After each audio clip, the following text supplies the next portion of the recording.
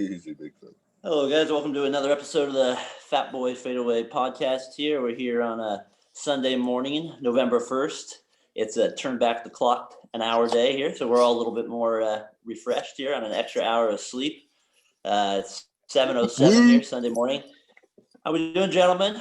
How we doing November 1st? T, what's up? Doing a little better. Niners got a couple wins in a row. Look at that light here. Something big. Unbelievable light, people. You can't see it. You can't see us, but it's pretty crazy what a little electricity can do running through your veins. After 4 months of requests from the fans to get a new light, you finally delivered. It's well done, Casey. On your end, 85-cent light bulb. Case, what's up, man? How you doing? Good, man. Just worried about Tyler. Might have to get some sunscreen halfway through the show. Well, right. Yeah, you might get a little more. What can I do? You want the dark? You want me to be Batman or? Case, what's the big news? What's the big news for you this week? Is you somehow you managed you're official now. You're actually part of the world. You're on Twitter at you kind of wanted to be probably somewhere deep down a Beverly Hills actor. So that's why you have Casey 950-12-647. If you can find him at that, congratulations. Yeah, is that accurate or is that made up? It's something like that. It's like Casey is like 8 digits. You're gonna have to like memorize it. It's like a phone number, so he'll have to work on that one. So welcome to the Twitter world, Casey. If you want to call Mexico, Casey's got the number. Yes, exactly. You guys ready to do this? Yeah. Yep. All right, let's jump into it.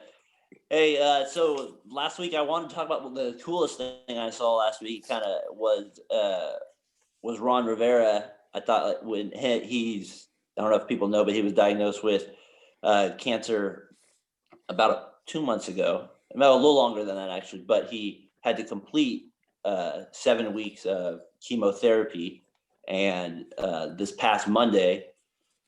Over at the Washington Hospital there, he was able to, whenever somebody defeats cancer or finishes their treatment with cancer, they get to go up and ring the bell. And so he got to do that this week on Monday. And it was really cool to see like the support he had. There was like a moment, I don't know if you guys saw it on TV or something like that. Scott Van Pelt had it like it's his best thing or something like that too, where he was kind of walking through the aisle and stuff like that. And he had all the people like, cheering for him and stuff like that. And so, I just thought that was a really cool thing to bring up, like, and to give him props too, to be able to keep coaching through all that stuff. And, I never really heard any complaints from him or anything from the players regarding it. And so, that's a tribute to him. And I'm sure if you're playing for him, it's probably hard not to go 100% when you have that type of person leading your locker room. So, the Redskins themselves with Dan Snyder. It's the football team. The football team. The football team. You're right. Don't say those racist comments on here. I think I probably still say San Diego Chargers once in a while too. But to my main point is it's hard to probably not to play hard for somebody that is going through something like that. And so as he was going through that, I kind of wanted to just reflect on my own life a little bit, because on this Tuesday will be the 4 years since my son was diagnosed, Derek, you guys know, with leukemia. Yes. So I thought when seeing that, it kind of made me think about that and just overcoming things. And the reason I wanted to bring it up on the podcast was just the support he received kind of reminded me of the support that our family received during that time. And like, just if you are going through that right now, it's so important. Or if you know somebody going through cancer, I just kind of wanted to bring that up, like how important it is for that, like that support for families and stuff to just emotionally get through that stuff. Like my church was huge for that stuff. Like the school I work at was huge for that stuff. So, and of course, like my friends and family, like you guys and stuff. So, it's just seeing that stuff. We have a lot of crazy stuff going on right now. And I know a lot of pods are going to be talking about the election this week and the first thing, but I just thought, instead of talking about the election and all the crazy stuff that's going to happen on Tuesday, it might be a good idea for us to like just support some of the people that are like really going through things at this time that are like real life stuff. So I just want to shout out my son. He's cancer free this year, so congrats, Derek, on that. Good job, Doricio. Yep. And I just want to shout out Ron Rivera and all the other families that are going through stuff like this and have lost people to cancer. I think we've all can relate to that. So just support people on that stuff, and don't forget about them, because it's a long journey going through something like that. So, just keep fighting, keep supporting, and just have faith when it comes to that stuff. So I don't know, guys, I guess with that said, I just kind of wanted to get your guys' thought on Ron Rivera and just kind of like just kind of what that means to you, I guess. I lost my grandma actually on October 30th, so 14 years. And so cancer hits home for everybody. Everybody's been affected in some way, some more closely like you, and some more maybe it's just someone they know or someone they're friends or we're friends with. But it's just such a terrible disease. And yeah. I mean, we've come so far with it, but we still have so much further to go with it. So, Case, your thoughts on what Ron Rivera was able to accomplish and the significance of it? Yeah, no, I thought it was cool, man. It was just, the perseverance. It's just kind of jog back some memories of what you're speaking on by your son, my nephew. And it was just it was cool to see that bell, it's that completion, but unfortunately you just never know. It might come back. Hopefully it doesn't, but that's the fear, but you can't live in fear. And it was, just seeing, you could see his face. He was pretty wiped out, but it was a relief, at the same time. But yeah, no, it's like Tyler was saying, it's one thing, unfortunately, that we just cannot. It's the unknown, but there's some that we can find treatments, and then there's others where it's just, unfortunately, we just haven't had the medicine and figure it all out. And now, it's just, it sucks. It really does. Yeah. But, so props to him for, beating it. That's big time. And coaching with it. I wanted to make a funny joke, but it was an inappropriate time. And the other thing, and destroying the Cowboys on top of it. That was that had to feel good for him as well. 25-3 last week as well. So you could tell his team was fired up on defense last week. I know the Cowboys aren't very good, but just like I said, that motivation. So just to put a little cap on that part of it for this week before we get into the actual sports for the week, just so again, congrats, Ron Rivera, congrats to my son Derek on it. And just again, if you have people out there that are going through stuff like that, I just encourage you to support it. In my case, big thanks to UCSF and all the doctors there, Dr. Lowe and Lana and all the people there that have helped me get through it. And just like I said, all you guys as well and the family support. So just got to stand up to it and work together to get through this thing. So I guess with that said, let's keep moving through it, guys. And let's get to the NFL this week here. Hey, it's perfect spirit, Darren. Don't get knocked down. Gotta fight, baby. You gotta fight. Gotta fight. Don't ever give up on it. That's the key. I wish I had a John Cena shirt on. The other thing, if you ever need it like that, if you don't know who this is, if you do sports, you probably know, but always just look at the Jimmy Valvano. Is that how you say his last name? Yeah. His speech, if you ever just need motivation in general, maybe if you had cancer, but if you ever need motivation, just look that up in general. And I'm pretty sure you'll be inspired. You'll probably cry, laugh, and in that one a little bit as well. So check that out if you haven't seen it. It's on YouTube for sure. All right, guys. So week 8, can you believe it? We're almost started, or at the halfway. Almost midway through. Crazy. No baseball, no basketball anymore. So right now, basketball will be starting basically already. So yeah, it would have started yesterday. So we don't have that for a little bit here. So our weekdays are going to be a little dry sports wise. So soak it up. I guess the weekends are what we got with football. So let's lock in here and let's get into Monday Night Raw. Thank you, Casey, for Monday Night Raw. We cannot forget that. What was it? I thought 30 years ago this day it was Kane's first appearance with Paul Bear. My favorite character of all time. All right, you showed a little resemblance of Paul Bear. Well, thank you. I appreciate that. That's unnecessary. All right, let's get into our first segment here. The Go for Two segment. We're going to talk about 2 games, or we're just going to talk about 2 games this week to talk about. First, let's go with The game we're kind of interested in, pretty fired up about, Niners at Seahawks. What a tough division this is. I mean, the Seahawks finally lose last week to an incredible performance by Murray. Seahawks this week trade for Carlos Dunlap from the Cincinnati Bengals, who's a defensive end. The Seahawks, if you guys have been watching, have a very poor defense. I think they're last in sacks, if not close to it. So they're just terrible in that area. So I always feel like they're in the Niners and Seahawks reach, just from somebody that doesn't have a complete invested interest, because it's not my team. It's always really competitive, physical games for the most part. So, Case, before me and you kind of give our thoughts on it, let's go to our resident Niners fan here, the faithful of them all. Tyler, what's the key to the game, and what are you looking for, and who do you have? Let's go. Well, let's start with who I have. I am taking the 49ers. A couple reasons. The Seahawks defense is pathetic. Without Jamal Adams, they played decent when they had. Well, they didn't even play that good with him, but he played well, so it made the defense a little more like turnover prone. And now without him, and then Dunlap, we'll see what impact he makes in his first 4 days with Seattle. So I don't see the impact being there.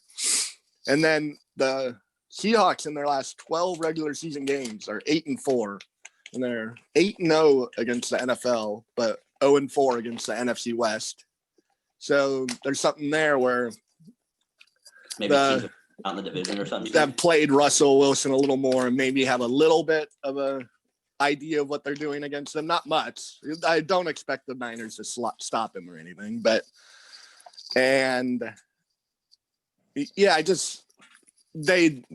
Seahawks did have no running game. I imagine they're starting a guy named DJ Dallas. And if you watch the end of that Arizona game, he had 0 blitz pickup game. So hopefully, I'm seeing the Niners turning this into a one-dimensional Seahawks team, and I think they'll be able to pull it out. That's funny because like a lot of people I know are picking Seattle, obviously, because they got a lot of people are doubting that Russell Wilson can lose 2 games in a row. And let's be real, Case, a lot of people don't have faith in Jimmy G that aren't like in the Bay Area or like, in Even in the Bay Area, not a lot of people have faith in Jimmy G. That's true, but you obviously are picking the Niners. So, Case. Well, I have faith in Jimmy G. I think he's fine. He has some stinkers, but yeah, I think he's a good sometimes quarterback. he plays good in big games like this, so we'll see how he does. Case, who do you got in this game? And a response to Tyler's reason why, and what do you got? Well, I got Seattle and Russell Wilson going and beating the Niners. I don't think Wilson's going to have 3 interceptions again. I mean, I don't know. I don't see him having back-to-back bad games. I mean, look at Aaron Especially Rodgers. that one end zone, huh, Case? Yeah, well, and then at the end when he threw it in overtime, that was terrible. Yeah, I don't know. I think it was a bad read by. I don't know. The route was off or something. It just wasn't that good. But the guy Isaiah Simmons, I believe it was, that picked it off. I don't know. He made a good play on the ball, but I got the Niners losing. I think it'll be a competitive game. I think it'll be close, but I think Wilson will just kind of do Russell Wilson things. And, it's just the Niners are so beat up, man. They're on their, third running back. Like, I don't know. It's going to be tough, man. Like, I mean, they've lost Mostert, and then they lost that was for you there. Leonardo and Donatello. Jeff Wilson. So, I mean, it's going to be tough, but I think the Seahawks just have more. DK Metcalf's becoming a stud. So. Yeah. And Tyler, how's the Niners cornerbacks? Are they healthy right now? Well, Verrett is playing out of his mind. He's like the number one pro football. Him on Metcalf? If they do, they're going to get murdered. I hope they don't single and cover Metcalf. Well, I don't think anyone can cover in single coverage. Well, I don't know. I mean, the Cardinals have Peterson, so they just put him on Metcalf the whole game.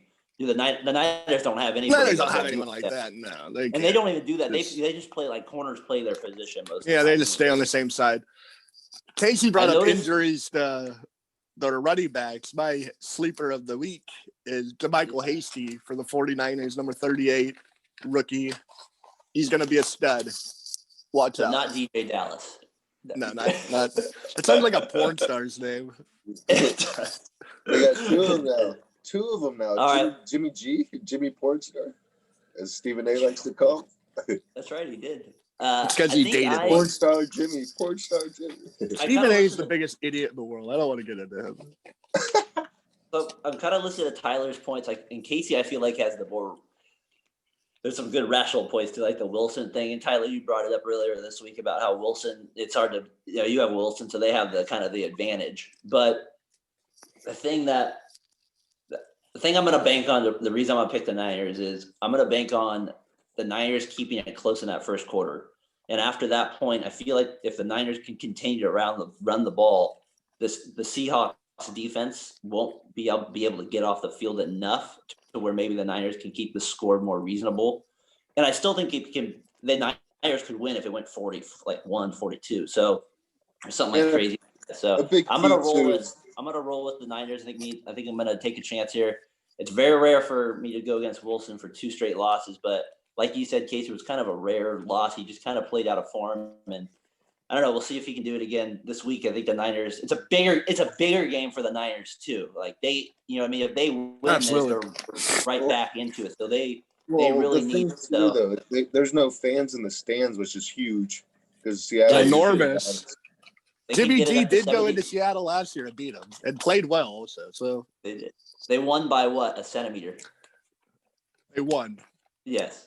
Hey, that reminds me, Tyler. I did want to ask you, Casey. This kind of gets me to our next game that we're going to talk about because there's a player on the Niners that I'm very jealous of that I want to ask Casey a question about when we go to our team right now, which is the Viva Las Vegas Raiders. Unfortunately, not the Oakland Raiders anymore. That's Big Fred. Everybody's jealous of Fred. Everybody is jealous of Fred. So let's go to game 2 here that we're going to talk about on the Go for 2 segment. Raiders at Browns. Raiders are 3-3. Browns 5-2. Casey's, man, look at Casey's Super Bowl pick. We were just making fun of him, and he's got the Bucks and he's got the Browns looking good still, a little early. So yeah, the Browns probably still are not getting to the Super Bowl with Baker, but we'll still give you the record. So they're doing good. So, Case, before I ask your question, just set it back. I think Brown is back this week. He's the right tackle. We know he's key to their offense for sure. He is still a game time decision, so keep a look at that. But he's a huge part of it. Abrams, have you heard anything on Abrams? I looked this week. I saw that he looked like he was probably out. Have you heard anything official on him? I haven't heard anything official. I was looking on ESPN, but I couldn't find anything because he was out with the COVID thing too. But I don't think it was injury related. It was just COVID related. All right, so we got Abrams there. So he'll probably my guess is he'll probably miss this week too. Browns being back. Mayfield is coming off a great game last week, 22 of 28 with 297, 5 touchdowns, 1 interception. He was going against the Bengals, so let's keep that in perspective, people. But the other Bengals, Raiders, what's the difference? The other big news for the Browns is, and for my fantasy team, unfortunately, is Beckham's out for the year with a torn ACL. I traded Aaron Jones. No, gosh, that would be big. So, Casey, my question to you, kind of off Tyler, the Niners thing is, the Niners have this guy that plays middle linebacker called Fred Warner, and he's a beast. The Raiders especially never have good linebackers, and they very rarely have good defensive players. And if they do, it's like one at a time when they have like 9 other guys that are horrible. So it doesn't really matter. So my question to you is, why can't the Raiders ever get good defense? And what do they need on D? And then, of course, who do you have in this game to win? So I'm going to bring it back to the year 2000. It's their last. Greg Beekert. Yeah, Greg Beekert. The last. And he wasn't even that good. No, and that's to your point. That's the point. Yeah. But Darren's favorite linebacker was Kirk Morrison. Oh, God. That was another Casey hype up job. Hey, he wasn't that bad. Not saying he was great. I remember going to games with Dad, sitting behind the end zone, and there'd be Kirk Morrison because we played all the Madden. I'd be like, "Oh crap, he's lined up with the linebacker. Here we go!" And like, all of a sudden, here's a little out route to LaDainian Tomlinson. Touchdown, LaDainian Tomlinson. All the time.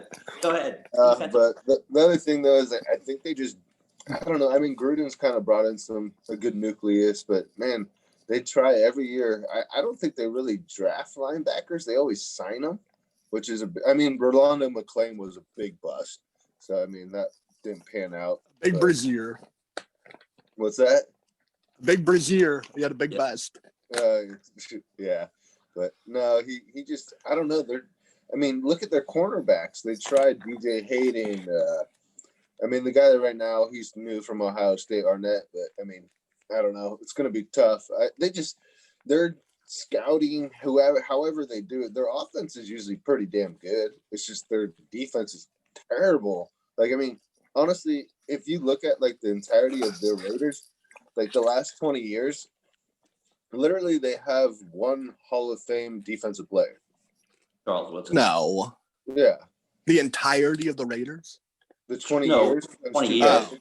Yeah, well, let's see. They have Charles Woodson, who was legitimately drafted, and they'll probably have Khalil Mack, but Mack's going to play most of his career with somebody else at the end of the day. So, and Woodson, he might have played he probably played even maybe. So, I hear you. So, who do you got in the game, though, Case? This is the one that was tough for me because I'm going against my Super Bowl pick, but then I was like, I'm going to be like Tyler and be a homer. And I was like, yeah, I'll have to do the same. I'm going to pick the Raiders. Don't use me as your reason for being a homer. I got to blame it on somebody.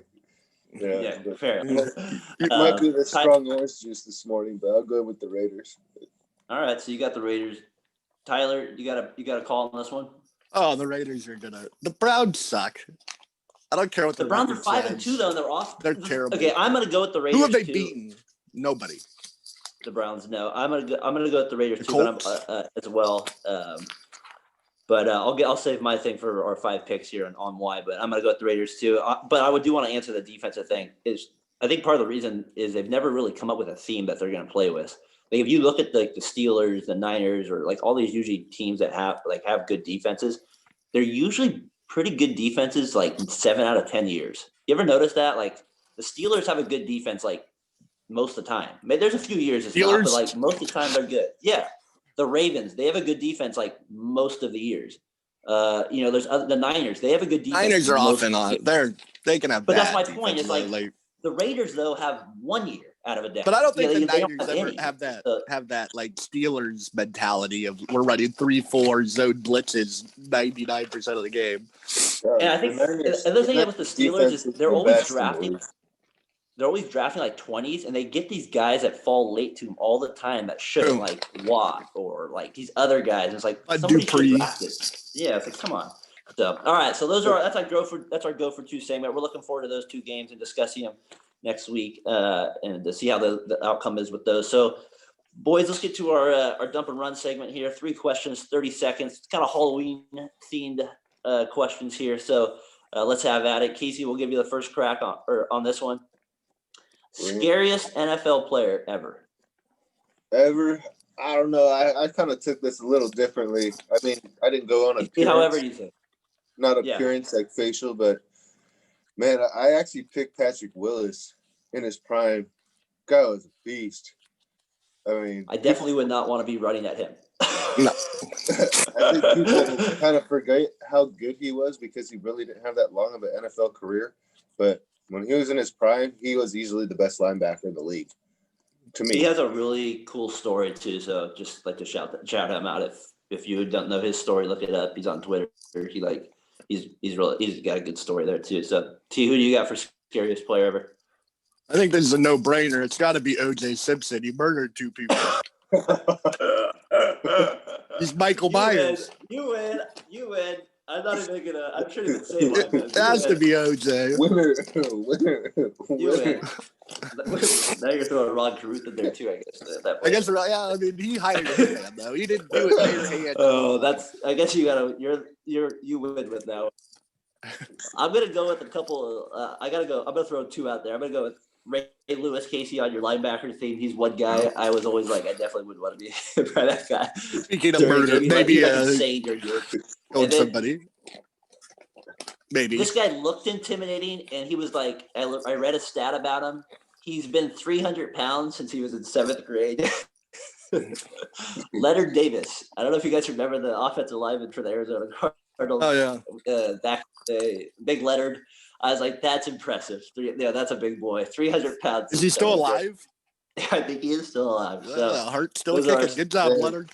The other one that was pretty scary too. I was like, if I was on the other side, it's kind of like my number 2, but on the offensive side is Larry Allen. Yeah, he'd be a big guy too. Went to Sonoma State, everybody. Watch that video when he runs down the guy.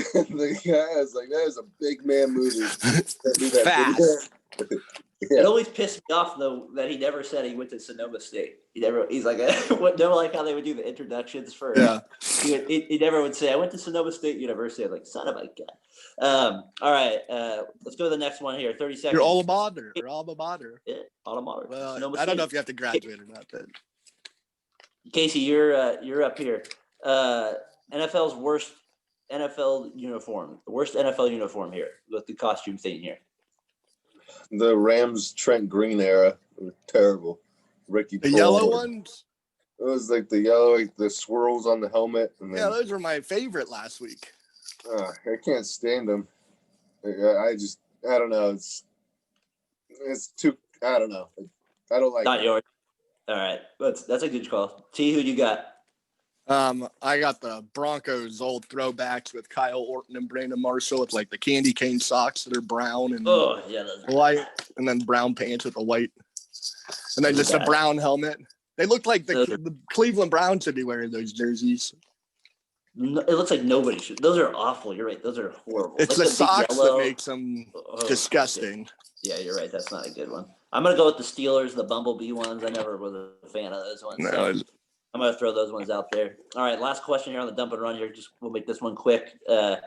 Favorite candy and Halloween movie. I'm going to go Nestle Crunch for me as a little fun-sized little candy. And underrated scare, I'm going to go with Scream. Part of the reason being that it should have been filmed here in Santa Rosa High School, and they did not let it go, and it turned out to be a good movie. I think it would have been a good movie to film there, but I always like that one as a Halloween movie. So, T, what do you got?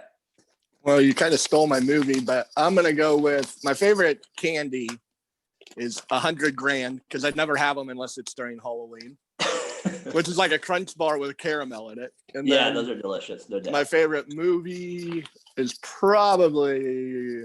You just said it, Scream. Yeah, I'll stick with Scream. Yeah, that's all right. I wanted to do something different. Rocky? I'm going with Snickers for sure. Snickers, yeah. And then, Why wait? Why wait? Exactly. My favorite scary movie is probably Halloween. The first one, not the sixth one. The first one. Yeah. I don't know. Michael Myers. It's O.J. Simpson. No, that's a good movie. That's a good one for sure. All right, so that's our dump and run segment for the week. Let us know if you got any uniforms out there you do not like, or any candies or movies out there that you find interesting or you want to comment about. So with that said, boys, let's get to our gambling segment here. We'll give our 5 picks here in a second. Our standings to up them are Tyler, you were 4-1 last week. I'm first, the worst. 3-2. I was 4-1. Clint's 3-2. So that Tyler puts you in first at 17-13, a very good record. Casey, you're 50-14 in third place percentage wise. I'm in second place at 18-16, and then Clint is with you, Casey, at 8-7. So big week for us last week. We're all over 500. So let's see if we can keep the mojo going this week. Let's give our 5 picks. Casey, you're up first. Who do you got? Well, we didn't get our spread from our boss, but I'm going to go with teams, and I think the spreads, I did look at a few. Chiefs are favored by 20 on the ESPN, so I'm going to go with the Chiefs over the Jets by 20. All right. I got the Eagles over Dallas because, I don't really need to say much more than they're playing Dallas. Yep. Shout out Skip Bayless. I apologize, but your team is terrible. I'm going to go with the terrible. Just the terrible. Titans. Terrible. I'm going to go with the Titans. I think, they're going to have a nice bounce back game. They lost kind of a heartbreaker there against the Steelers, so I think they'll be fired up. I'm going to go with the Raiders over the Browns. I think, I don't know, the Browns are going to have a hard time matching up with Waller and Ruggs, and I think they're just going to come up.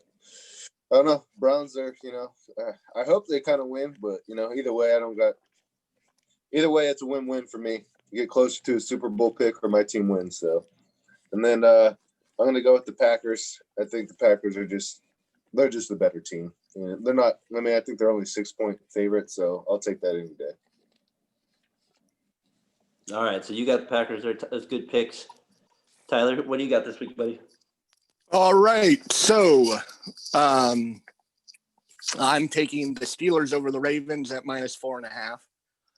The Steelers stop the run, and that's what the Ravens like to do. So I like that. And once again, do the Steelers have the best wide receivers in the NFL? How do they do that? Like, the Niners have little linebackers. The Steelers their wide receiver picking is pretty bad. It's unreal. Oh, I thought you were saying the Niners. Gotcha. Chase No, Steelers picking wide receiver. Carpool, that Deontay Johnson, Juju. Yeah. No, it goes back for the last, decade and a half. And then I got the Raiders beating the Browns. I think we all have this. Yep. The Bengals can torch you. I think the Raiders can torch you. The Raiders actually have been pretty good this year other than the game against the Bucs, but I just throw that game out to the Bucs outclassing them. And when Mayfield has a good game the game before, he's due for a stinker. So I'm taking the Raiders. Jets, I'm taking at Chiefs at -20. Only one team has ever covered a 20-point spread, and that was in 1976. So I'm thinking 20 points is just too much to cover. And then I got the 49ers over the Seahawks for reasons I said before. Yep. And then I got the Saints versus Bears, 45.5. I'm taking the under. The wind's supposed to be in the mid-20s. So. Well, I like how we kind of all went with similar games, so that kind of makes it interesting here. Tyler, I'm with you on the Jets. We took the opposite of Casey. I'm taking if you're giving me 20 points, I'm just gonna have to roll with you at that point. You're an point. NFL team. You better be able to. Come on, Frank Gore, step up. Let's go. Help me out one last time. So I'm gonna go with the Jets here. That's Barry Sanders. I got the Raiders Browns under at 51. I just can't see them scoring that many points. The weather is supposed to be horrible too. So I see as an under. I got the Titans over the Bengals at 5.5. Seahawks, Niners. I got the over at 53.5. Both offenses are pretty good. I could see them scoring a decent amount. And I'm with Casey on the Eagles as well. I mean, the Cowboys they're decimated right now, and you got to win by 10, right? I mean, come on, Wentz. I know you lead the league in interceptions with 12. I'm sure you drive Eagles fans nuts. The new chief. Let's go, yeah. Yeah, I mean, they cut every single free agent they got from the beginning of the year. Unbelievable. So those are the Cowboys signed all these free agents over the year, and they've let go of every single one of them or traded them. Everson Griffin's gone now. Micah Hyde's gone. They never had Micah Hyde in the offseason, or not Micah Hyde. The Clinton Dix. They had Gerald McCoy. I guess he's hurt. He's injured though. Yeah. He's got a quad, but everyone they signed, they're just said you're out. Mike Nolan's a great coach though. He looked good in a suit. It did look good in a suit there. So that's our picks for the week, guys. That's our NFL segment for the week as well. So again, Ron Rivera, congrats on your ringing the bell. That's probably the biggest significance out of the NFL this week. So enjoy the games this week, guys. We'll be back here to wrap it up with our MLB segment. Respect. All right, guys, welcome back to the Fatboy FadeAway podcast. We're back with our MLB segment here to wrap it up on a Sunday morning. Remember to always wrap it up. Always wrap it up. Thank you, Tyler, for the advice to the children. That's teenage there. Children, this is 18 plus. You never know these nowadays, so whatever. We're gonna get Sunday here, but the big news from earlier in the week, and we talked about it last week on our pod, was the World Series. I know we wanted to get into it. We're all big baseball fans out here, especially. It's funny, listening and to other pods and tweeting with other people. Like, baseball on the East Coast, like Southern area, it's just not as big a deal out there. So it's funny, like the passion that we have out here, probably because we have two baseball teams as well. So it's fun talking baseball here. World Series ended this week. Dodgers, Tyler, sorry. Fuck the Dodgers. End up winning in 6 games. They won 3-1 in Game 6. Corey Seager who helped me win a fantasy baseball league. Also, good job, Corey. helped the Good Dodgers job. win a World Series and won the Corey. MVP. The other big news out of the Dodgers was Kershaw finally gets his ring. He did pitch decently well in the World Series as well. I'd say pretty well. He wasn't like lights out, but he was lights out at moments. Good enough to get 2 wins in the World Series. So Kershaw kind of gets the monkey off his back and gets the ring. So my question to you guys, first one to start out with before we actually get into the Kevin Cash part of the game, let's kind of give the Dodgers a little respect here, but I kind of want to get your question kind of around Kershaw. You expect me to give him respect? I always kind of root for the guy that hasn't won a ring. That's like a Hall of Fame player as they move on. So like I was rooting for Barkley, I was rooting for Malone, I was rooting for Stockton, Bonds, like those type of guys to get a ring, just to kind of that narrative. I hate that narrative sometimes. Like if you don't have a ring, you're just not really as good a player. So, T, what's your thought on that? And in case you can jump in after with your thoughts. It doesn't even count as a 60 game though. Respect to the Dodgers. They had the best team all year. It's hard to come What do you up think of with the Hall of Fame nice thing? words. Like, what do you think about those guys getting the rings? Like, do you root for those guys to get rings?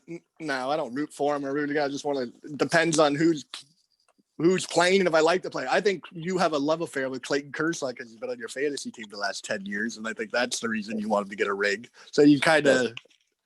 I think you're justified why a little bit, but I was like rooting for guys like Bonds too. Yeah, I believe that. Like Malone. I do think it's bullshit when people say, "Oh, they're less of a player because they don't have a ring." Like that's kind of silly, especially in baseball. To say it is, that's the one sport where one guy does not make a difference. Because look at the Angels for the last decade; like they suck. Trout's made one playoff appearance, and so yeah, that was a good point. Case, what's your kind of thought? Are you usually rooting for the guy like that hasn't, to get justified a little bit there, like Kershaw was, or how do you kind of feel take that and the Dodgers winning the World Series in general? 2 things. We're speaking about California. We actually have 5 teams. Well, so I know, but the Bay Area. No, but yeah, I'm just saying we are spoiled, so a lot of us do watch a lot of baseball down here or up here everywhere. But getting to the Dodgers though, we have 5. I was rooting, San Diego. Angels, the pod. Oh, damn! I saw that little 4. Yeah, no, it's fine. Okay, you're right. I forgot about the pods. And then, to get back on the Dodgers though, I was rooting for the Dodgers till Kevin Cash did what he did, but we'll give that a few seconds to marinate. But I was happy though Kershaw won. I mean, I always like to see the underdog win, but after he's been through so much shit, man, like people just rag on him and rightfully so during the You playoffs. ragged on him last podcast. I threw a subtle jab. You said if he comes in the game, the Dodgers are gonna lose. Yeah, I know. I don't deny that. Okay. But I'm just saying, like, I wanted to see him win, though. I hate someone getting a bad rep for not being able to win the big one. But like Shooter McGavin when he's going off and having, I didn't want him to win. Oh, horse! No, I don't know. To me, I was happy to see him win. It's that lifetime achievement award. You finally get there. Yeah, no, I was definitely rooting for him, like Tyler said, for other reasons too. But I do like to root for I was pulling for Bonds to win at one point just because I just felt like he was just get one. Thank you. With your hat, we all feel that way. That you're rooting for him that way. But I think for me the NBA one was Stockton, Malone, and Barkley were the 3 I really wanted them to win at one point. So those are the 3 that stick out, and then Kershaw and Major League Baseball. So all right, so with that part of the Dodgers move, let's go to the best part here. Let's go to the Rays side of the thing here. Let's get into Kevin Cash. We all want to talk a little bit about it. I'll set the stage here of what happened. They took him out after 5 1/3. Snell was 74 pitches into the performance. He had only given up 2 hits when they took him out. He was against the top 3 hitters in the Dodgers order who he was about to face in that inning. They were 0 for 6 in that game with 6 Ks. None of them looked good in those at-bats. And to bring it up, they brought in Nick Anderson in who when they were up 1-0, who had struggled previously. So Casey, I know you're a little fired up about this. Let's get your thoughts on the game and that, or not on the game, but on that decision, and maybe baseball analytics in general. And then Tyler, we'll follow up with there. So what do you got, Case? I'm just so fed up with this baseball analytics shit, man. I can't do it anymore. A-Rod had the best line ever. Binders over blinders. You're just looking at a binder, looking at stats and all this. You ain't watching the damn game in front of you. If anyone was watching that game, you knew Blake Snell had his ace stuff right from the second batter to confirm it. As like, his stuff is electric tonight. Like, he's just on a mission. He's going to go 8, shut down, and then gives up one hard hit up the middle. And all of a sudden it's just like, and I'm like, you got to be kidding me. And you look at, I mean, I don't need to say it, but you looked at Blake Snell, he was just like, oh, you know, and the whole team, you could just see like, man, what the hell are we doing? Like, what is this? I don't get it. 73 pitches through 5 1/3? Like, what the hell are we doing? Like, the thing that pissed me off, I was just like, I understand if you got in some trouble early in the innings, did a little damage. He had 9 Ks, struck out 3 of the top guys that were coming up. You could see Mookie Betts smiled at Dave Roberts. He was like, yeah, buddy. It's just like, they're all like, dude, I can't believe this is going to happen. They're like, Nick Anderson, the guy that has allowed 1 inherited run all regular season, but has allowed 3 this postseason, and has given up an MLB record for 6 in 7 games. Like, okay. I mean, allowing, what is it? Yeah, appearance postseason, allowing a run in 7 straight. I was just like, man, give me my chances. Bring it all day long. And then once I saw, I knew it. Like, I got so mad at baseball. I'm like, double, pass ball, single, Dodgers are up, 2-1. I mean, that's the best thing that could have happened, though, is that it did not pay off, that this bullshit worked. You can't be making moves that the other team would make for you if they could control your team for the inning. Like, that's what I don't get. And like Kevin Cash said, well, we do have like the right to make a move based on what we're watching. I was like, well, what were you watching then? You're watching like the greatest performance through 5 1/3 in World Series history almost.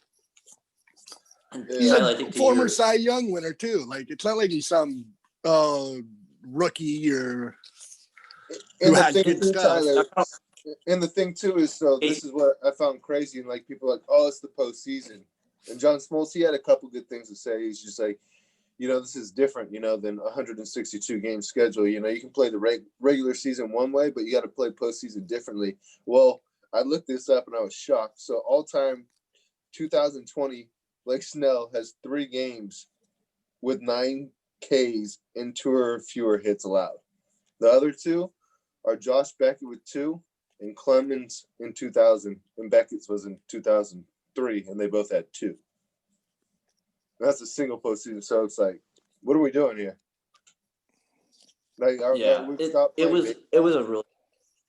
I mean, the relievers for this total postseason, reliever pitchers pitched more innings than starters. So it's just like, fuck it. I remember you texted me that. Let's go 4 innings and throw as hard as you can for 4 innings, and then we'll find someone else to complete the rest of the game. That's crazy. That's asinine to me. Like, if Bruce Bochy was coaching right now, he literally would chuck. I could just see him just chucking binders and throwing fucking papers and just like I don't know, man. Like, his size 8 head would explode. The Rays definitely could have used. The Rays definitely could have used Bochy there. I think with what you said, with both what you guys said there, I think there's a fine line that they need to be careful of. I think that was, like Tyler said, it was probably the best thing that could have happened. Was the result is, you know, the reason I took him out was because 3rd time through the order, his numbers say, you know, this is what happens, and that's the problem we're discussing here. Is, you know, the reason people like analytics is because it takes the thinking out of tough decisions, which and it kind of eliminates human error in the sense of we're going on a gut feeling opposed to what the actual numbers say. So that part of it makes sense. But in a championship game setting, I feel like the analytics have to go a little bit less out of the windows, especially in a moment like that where we can all admit it and everybody sees it that he's pitching very well to not great. So, you could tell by all of our passion here at this one, we're all really fired up because it's really annoying to see these pitchers or these coaches and GMs taking out starting pitchers in the postseason early, because to be honest with you, that is what makes the postseason great, is when you have a pitcher that's pitching really well, getting deeper and deeper in the game, and the pitches become more and more meaningful and more stressful. That is when legends are made. And he didn't give Blake Snell a chance to actually even get to that level. And if I was Blake Snell too, I would have a hard time being okay with Kevin Cash / Brian Cash because of that reason going forward. And so it'll be interesting to see what happens with him and their relationship. I'm sure it will get better, but I'm sure that if Little League stuff can be remembered, that will be remembered as a big thing to be pissed. Two things I wanted to bring up. So John Smoltz was an announcer in that game, right? Him and Jack Morris pitched 10 innings. They went 10 innings in a playoff game. 10 innings. I know. Both pitchers. And I know all these old pitchers were like you better not pitch me out. Like, are you kidding me? Like, if Bobby Cox came out to the mound, Smoltz would just go. Like, dude, like, nah. Like, you ain't coming out, bro. Like, get your ass back in the dugout. I'll figure this out. You know, it's like Bumgarner. Bochy's like, hey, game 7, I know you pitched the day before or whatever. You're going to be our closer for the next 4 1/3 innings. Like, what? Pretty much.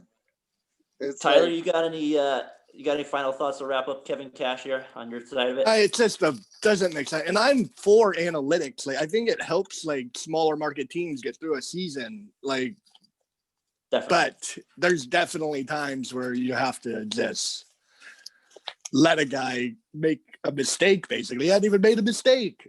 He gave up off the bat. It went 88 miles per hour, which is below average. It was a little high, so it got lifted. But I don't know.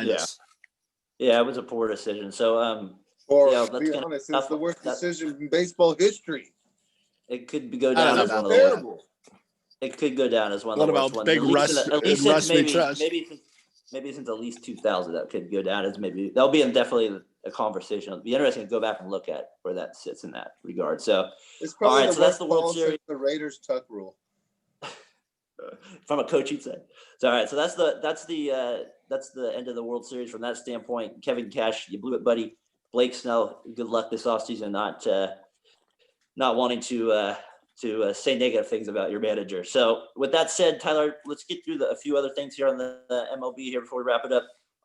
Now that the Dodgers have won, I feel like it kind of changes the Giants rivalry side of it. And, I'm curious to get your thought on this, T, is, now that, you guys have 3 championships, and now that the Dodgers finally have one, they kind of got over that hump a little bit. I'm curious, how you view this rivalry now, and then, how do you view the Dodgers now that they have won? Does this change? Like, are you more scared of them? Are you feeling that this is a Yankees type Red Sox? That's what I'm pulling. I'm hoping this becomes a Yankees type Red Sox. I think the Dodgers were always scary. They were always not always, and within the last 6 years, have always been scary. They have always had one of the best rosters ever since they changed ownership. Yeah, no doubt. Like, they've been a threat, and I'm just hoping this lights a fire up under the Giants' ass to bring in a better player than Donovan Solano in the offseason. Like it just, like, the Dodgers are ahead of us now. We might have 3, but they got the most recent one. So, and are looking to get another one before we get one, would be the betting on. So, yeah, no, I think it's, but I'm curious, do you think this will make the Giants, I'm thinking it's going to push up the rivalry from the Giants standpoint? They're going to have to amp it up a little bit more. That's what they need to. They have to. I'm thinking this puts a little bit more pressure on them to maybe up their game, and hopefully this could be kind of a good West Coast rivalry. I mean, from what I've heard, the Giants take the rivalry more serious than Dodgers, fans-wise. You can go to a Dodger game and wear Giants the most. I mean, other than that one, reported, and not get spit on, and that Candlestick was real bad. So I think the rivalry has always been taken seriously. That'd be cool. It's whether fans get into it. Giants fans definitely take it more serious. Yeah, not the fans of the Dodgers and Giants, whether ESPN gets behind it and promotes it like it's Yankees, Red Sox. That's hard to go against there. So yeah, Case, that'd be cool if the Giants Giants Dodgers became like a Yankees Red Sox type thing out here. That'd be It cool. would be. It's just the Giants are one of the worst teams in MLB right now, so it's kind of hard to watch.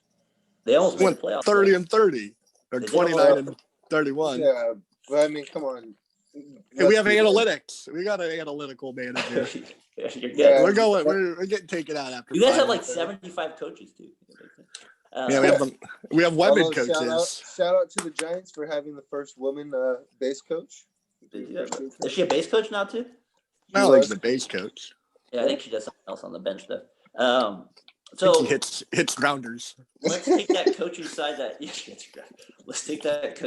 that always try and slide in the female version, and you always gotta have to slap it around. Gotta add. He's always gotta be a jackass in there. Let's go to the. We were talking about coaching there. So we're almost done here with the MLB here, but we both wanted to kind of talk about a coach that was on the other side of the bay for a little bit there, Tony La Russa. He's big news. He gets rehired at 76. In the Hall of Fame. In the Hall of Fame, there was a lot of people ticked off about it because I guess once you get in the Hall of Fame, they do not like it when coaches come back out of it, which is kind of funny because the owner for the White Sox is one of the guys that voted La Russa in the first place. So obviously he didn't care that much. So I think it's a good hire. Like I know I'm reading online and stuff, like obviously a lot of people did not like the hire. They just thought he's going to be over his head. And I think they get the impression from La Russa that he's obviously past his time. He'll probably not let these guys celebrate the way they should. He's got a young team. I think it's just the sense I'm getting. He's going to be holding them back. And I kind of feel like it's the other way around. When watching them play against the A's, I kind of felt like they were by far the more talented team. I was just like, they just seemed a little undisciplined in some areas. And I think he'll be able to clean that up. We all know he's very precise with stuff. He's very smart. And he's kind of an a-hole. And so I think he's going to bring a little bit of a swagger to their team. He, as a coach, I feel like he pegs a lot of. He always has his team peg a lot of people. So I feel like the White Sox will have pegs them. Doesn't he always do that? He always has a team that's pegging. He has pitchers peg hitters all the time. So beaning. I was like, we got to use a different word than pegging. That sounds like putting it in their rear. No, I mean actually hitting with it. So, Tyler, I'm kind of curious to get your thoughts on the La Russa hire there. I think it will be a good thing with their young roster coming up, and of course our guy from Santa Rosa here, Andrew Vaughn, about to join up there. So I think it's going to be a good fit for him.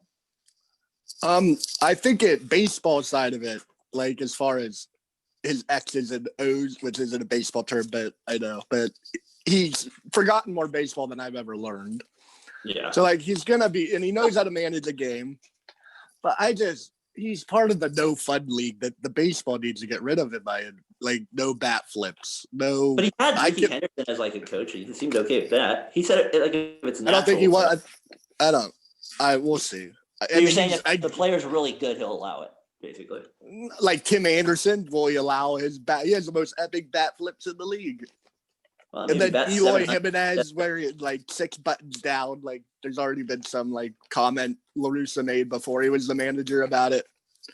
Gotcha. He's anti-kneeling, and he said he'd kick a kid or a player back to the clubhouse if he saw someone kneel. I don't think it's a good look for Major League Baseball. I think it's a good hire by the Cubs or by the White Sox. I think it's a good hire, baseball-wise, for winning games. Gotcha. But I don't think it's what MLB needs in there to build it forward. That makes sense. Case, what do you got? Any thoughts on? What do you think of him? Good hire or bad hire? It's a great hire, Tony the Tiger. I'm guessing that you like it even more because of the video game. Video game, Tony La Russa.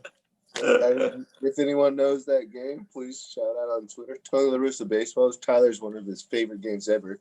So I'm surprised. Remember when you threw the ball, there was a little wind behind the ball. I hated that part. I thought it was a great hire. I just think he's won 3 World Series. It's kind of like Pat Riley, just pour him out on the desk. Hey, if you guys want one of these, pay attention. You guys haven't won anything. You guys basically have been irrelevant in Chicago in all of baseball since Frank. He won a World Series since he's left and come back. Yeah, one with Ozzie Guillen. What was that? Against the Astros years ago. No, not the Astros. Was it Astros? Yeah, it was Astros. Yeah, but so it's none of those players. Scott Russa. He had a big hit. Big home those run. players though are relevant. So I mean, I think it's good for baseball. We were just talking about how analytics runs everything. Tony Russa, you think he's going to read a binder? He don't give a damn. He can't even probably read and see that binder. He probably I feel like he'll toss it out. This is how we're doing it, boys. You know, follow my lead. Like I said, pour the bag of rings out on there. If you guys want one of these, let's go after it. You know, if you got a problem, I'll send your ass down. I'll bring someone else up. If not, you know, here we go. This is my thing. I got Tyler, who was the coach on the Marlins, the old guy? Jim That Leland. they had. Yeah. No, it wasn't him. It was like Jack McKinnon or something. McKeon. Jack, he was like Trader Jack. All right, so that puts a wrap on the 2020 season there. Crazy 2020 season, and it ends in the perfect fashion with Justin Turner getting announced COVID during halfway through the game and then celebrating after the game. And it just could not have ended any more properly in that sense. Just a real quick answer. No, you don't have to go give me any explanation or anything. Just biggest takeaway from 2020 season, good or bad. For me, I think Trout might not be the best player anymore. I think Mookie Betts possibly is the best player in baseball, especially when it comes to impacting a game in terms of his defense now and running. And Trout's just not playing in postseason games. We're not getting him to get to see him perform. At high that doesn't levels. make him not the best. Okay, I'm not. Well, I think Betts is right up there. So, Tyler, who do you got? What was your 2020 season takeaway, good or bad? The Giants gave me 60 games of baseball to watch, which I was not expecting. I was expecting first 20 games. All right, season's over. So I got good baseball for 60 games. We'll take it. Case, good, bad, 2020 takeaway? You love Manfred? Analytics has ruined baseball, and I will refuse to watch baseball for a while after that shitty-ass World Series performance in Game 6 by Kevin Broke. I can't watch it. Wait till opening day 2020. I can't wait to get you a Kevin Cash bobblehead for Christmas. That's going to be my guess. Does it have a little choker on it? Like the girls like that, yeah. I should get that for you. So that's our podcast for the week, guys. That wraps up our MLB segment and NFL this week. Follow us, please, on our YouTube channel over at Fatboy FadeAway Podcast. Subscribe, like to the videos. Follow us also at Twitter at Fatboy FadeAway. Tyler's also on there at Tyler McGurk and Casey at Casey 950874. So it's not like that. So be sure to follow us there, like and subscribe. And then so we'd appreciate that if you guys get to do that. Also, just be sure to follow some other good podcasts out there. Ace Fan Radio, he follows us, and VAR podcast, as well as the I Don't Know and House of Hoops. There's also some good podcasts to check out there as well. And I think next week, guys, I think we both wanted to touch a little bit more on the NBA draft going forward. Now with the season maybe getting pushed a little sooner than we thought, Warriors have the number 2 pick. Wiseman's getting a lot of hype. There's a lot of trade scenarios coming up. So let's get our draft knowledge ready to go for next week. We'll get our stay tuned, folks. We'll get our Warriors take. So guys, that was fun. Have a good one. Peace. Peace. Later. Like.